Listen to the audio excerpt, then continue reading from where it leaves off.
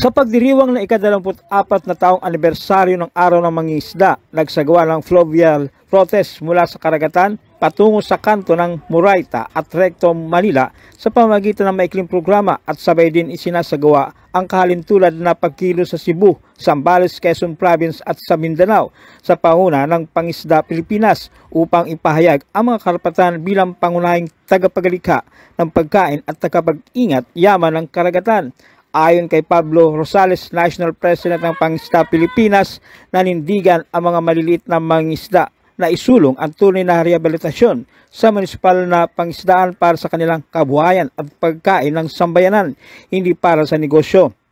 Itigil ang patuloy na reklamasyon at seabed quarrying sa Manila Bay at iba pang baybayin at ang isyu sa West Philippine Sea. Tuluyang iwaksi ang iligal at mapangwasak na paraan ng pangisda na tuluyang papatay sa Manila Bay. Kaya naman ang Fisheries Code of 1998 bilang batas nagsasaad na pangalagaan ang pangisdaan ay dapat seryosuhing ipatupad. Ang sigaw ng mga malilit na mangingisda, ipagtanggol ang karapatan ng mangingisda sa pangisdaan. Kaugnay nito, narito ang kanyang tinig. Ang tungkulin namin bilang mangingisdang pakainin ng ating bayan ay patuloy namin magampanan. Mangyayari lamang yon kung ang rehabilitasyon ng ating pangisdaan ay magpapatuloy sa pagtulak at paghinto ng lahat ng mapanirang paraan ng pangisda. Yung epekto po sa inyong sektor, lalo na po sa mga kasama ninyo, gaano po ba kalaki? Malaki ang epekto nito kasi ang katumbas nito yung pagsasawalang katuparan ng aming pangarap sa aming pamilya. Nais lang naman namin maitaguyod ang aming mga anak sa pag-aaral, magkaroon ng araw-araw na pagkain, mapadala sa magamutan ng aming mga anak na may sakit. Pero dahil sa pagkasira ng pangisdaan, lumiliit ang huli, lumalayo kami, lumalaki ang gastos namin. So ang aming mga programa sa aming pamilya ay halos wala nang pahihinatnan. Kaya ang panawagan namin, panahon na para resolbahin ang problema ng kahirapan, kagutuman at pagkasira ng ating pangisdaan. Ito po ba umaasa kayo na lalamanin nito ng SONA ni Presidente? Mataas ang aming paniniwala na sana itong ginawa namin pagkilos ngayon ay mag-imprint sa kanya na sabihin na ang ating mga mangisda ngayon ay dapat i-priority na dahil patuloy ang kahirapan at gutuman at dapat solusyonan na din ang pagkasira ng ating pangisdaan. Sana sabihin ito ng Pangulo sa kanyang SONA.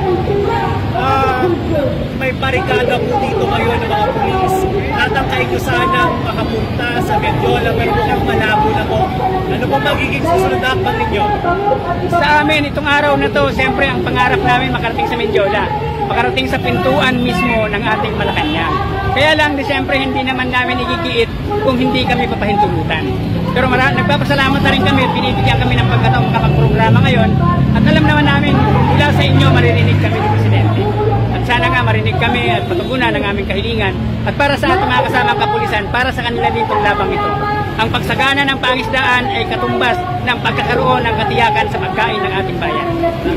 Isang malawang programa na ito. Ano ng mga lugar ang mga gumagawa? Sa ngayon, kasabay natin ang Cebu. Mayroon silang fluvial protest ngayon sa Mactan Channel. At mayroon din fluvial protest sa Tayabas Bay. Kaugnay naman ng illegal fishing at saka ng matinding pagkalaso ng ating karagatan dahil sa aquaculture sa Mariculture Park. Ngayon, ang aming gagawin pagkatapos nito, pupunta kami sa Kanayunan para mag-discuss, magpaliwanag sa kung ano ang tunay na kalagayan at kung ano ang dapat tuloy-tuloy na hakbang ng pagkakita ng mangisda.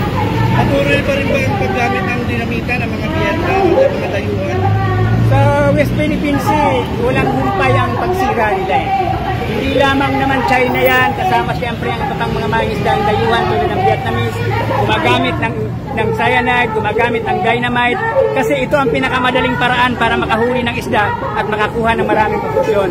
So, ang tingin namin dapat itigil ito, magsalita ang pamahalaan, kung ano ang kanyang patakaran sa pangisdaan. Meron tayong batas sa pangisdaan, dapat hulihin, ipagbawal ang anumang pagsisira sa ating pangisdaan at pigilan ang foreign intrusion sa ating West Philippine Sea. Atin ang West Philippine Sea, dapat tayo makinabang dito. At ang mga dayuhan na papasok dito dapat parusahan sila ng batas, sinilin sila, pagbayarin sila sa pagsisira nila sa ating municipal, sa ating West Philippine Sea. Anong ginagawa ng mga bantay dagat natin? Alam niyo, ang bantay dagat, karamihan sa kanila sa municipal water. Siyempre, ang panawagan natin sa pag-resolba at pagbantay sa atin sa West Philippine Sea, nasa Coast Guard, Maritime, sa ating Bureau of Fisheries and Aquatic Resources, dapat combined forces sila para protektahan yun. So, ang mga bantay dagat natin, sila naman ang nagpoprotekta sa ating municipal water. Ang isang masakit nga ngayon, hinuhuli ng mga bantay dagat ang ating mga maliliit na mangisda na tumatawid mula sa isang partikular na pangisdaan sa isang bayan patungo sa isang bayan sa salang illegal entry. Sabi nga namin, bakit illegal entry ang mga Pilipino sa sariling pangisdaan? Bakit hindi ang China? Bakit hindi ang Vietnam? Bakit hindi sila ang illegal entry sa ating bayan? Yun, parang ganun. Yun yung sinasabi namin na kung riresolbahin ang problema sa pangisdaan, dapat sa isang tama, wasto at makabuluhang mga hakbangin. Sir, anong grado bibigay mo sa Pangulo ngayon malalapit na ang SONA?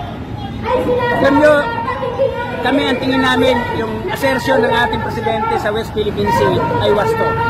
Gagraduhan namin siya ng malaki-laki dyan, pero mababawasan ang gradong ito kasi ginagawa niya ito sa backup ng US, sa backup ng Estados Unidos, na ang nagre-resulta tuloy lalong umiigting ang galit ng China at kami ang tinatamaan.